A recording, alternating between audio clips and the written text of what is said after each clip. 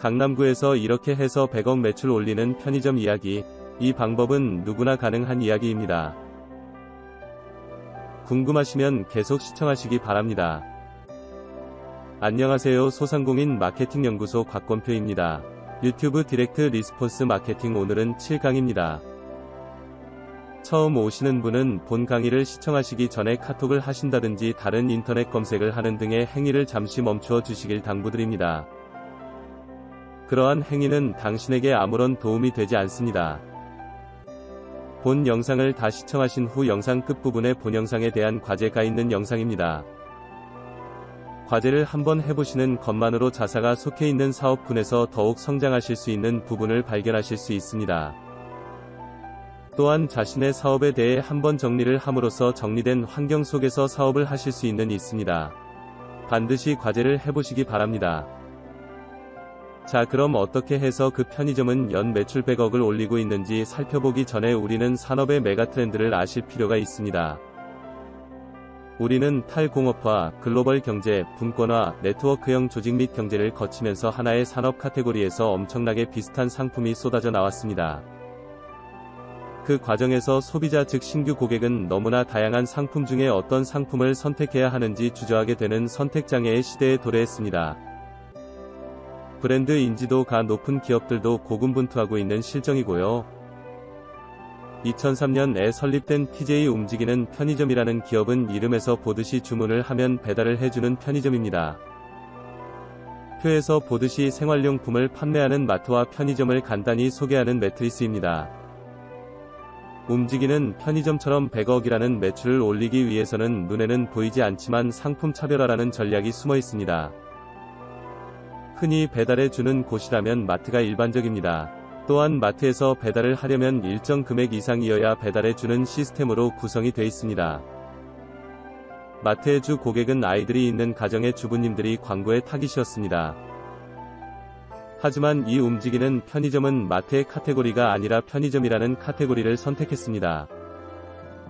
타깃 또한 가정주부가 아닌 홀로 사는 홀로족을 대상으로 타깃을 잡았습니다.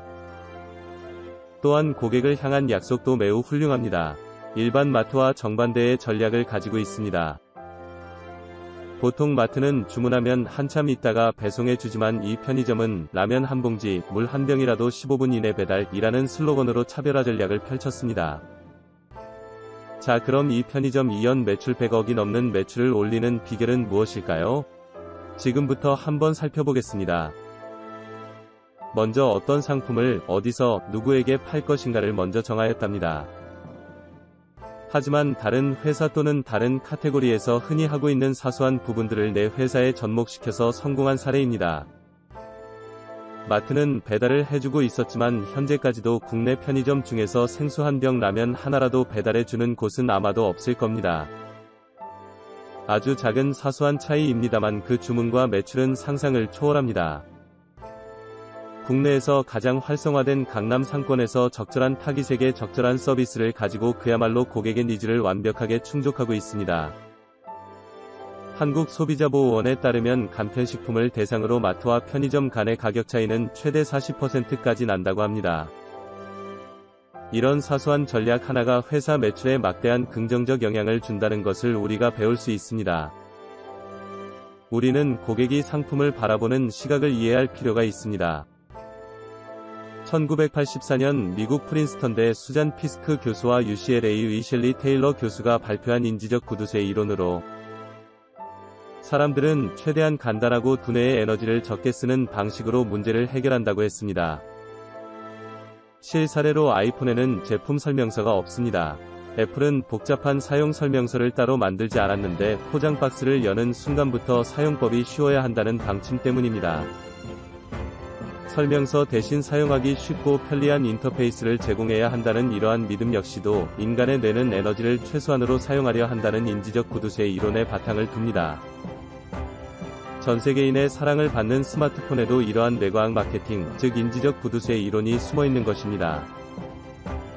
즉 사람들은 인지적 부담을 줄이려고 노력하면서 간단한 단서에 의해 어떠한 것을 쉽게 판단하려고 한다는 경향이 있다는 것인데 생각을 많이 안 하려고 하는 고정관념이 바로 그것입니다. 이것은 많은 소비자가 여러분의 상품을 쉽게 구입하지 않으려는 경향과 일치합니다. 그래서 우리는 수많은 편의점 중에서 배달해주는 편의점과 같이 소비자에게 어떤 이익을 주는지 이 부분을 어필해야겠습니다. 유튜브 업로드 시 상품 이름이 아니라 그 상품이 주는 이익이 무엇인지 먼저 소비자에게 말하는 것입니다. 만약 여러분들이 편의점을 운영하는 입장이었을 때 편의점 브랜드를 알리는 것이 아니라 그 편의점은 소비자에게 어떤 이익을 줍니까? 에 답변을 하셔야 합니다.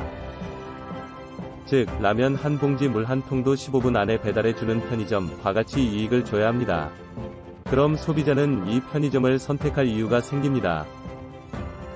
이러한 철학이 없고 편의점 간판만 있는 곳은 아마도 외면받기 십상일 것입니다. 즉, 소기업 소상공인의 사업은 자사의 브랜드를 알리려고 노력하기 전에 이런 콘셉트를 이런 이익을 고객들에게 지속적으로 알리는 것이 회사 매출에 더 큰 이익이 된다는 사실을 잊지 마시기 바랍니다. 오늘은 여러분들이 유튜브라는 플랫폼에서 여러분 사업에 대한 콘텐츠를 생산하실 때 여러분 상품에 대한 특장점 10가지가 아니라 단 한 가지로 타 상품과 차별화시켜서 경쟁사와 다른 경쟁력을 유지하시라는 말씀을 드렸습니다. 자, 오늘은 여기까지 강의를 하도록 하겠습니다. 오늘 강의 내용 어떠셨는지요? 자, 그럼 과제를 풀어보는 시간 갖도록 하겠습니다. 첫 번째 과제입니다. 자사의 상품을 구입함으로써 생기는 이익을 무엇인가요? 그것을 한 줄로 표시해 보시기 바랍니다. 영상의 상품 차별화 매트리스로 여러분의 상품에서 다른 카테고리의 성공 사례를 응용해 보시기 바랍니다. 질문이 다소 어려울 수 있습니다만 이 과제를 풀어보는 것만으로도 경쟁사와 차별화시키고 그로 인해서 매출이 즉각 상승하시는 경험을 하시게 될 것입니다. 앞서 편의점의 경우 편의점이라는 상품에서 마트의 배달이라는 경험치를 편의점에 응용해서 연 매출 100억이 넘는 매출을 올리고 있는 기업입니다. 상품을 변형하지도 않았고 색깔을 바꾸지도 않았으며 단지 마트의 배달 시스템을 응용했을 뿐입니다. 소비자의 뇌에 기존 상품이 가지고 있던 고정관념과 프레임만 바꿨을 뿐인데 결과는 엄청나게 차이 난다는 사실을 말씀드리며 저는 다음 시간에 찾아뵙겠습니다. 지금 즉시 구독과 좋아요 알람 설정을 통해 자사의 경쟁력을 높이시기 바랍니다.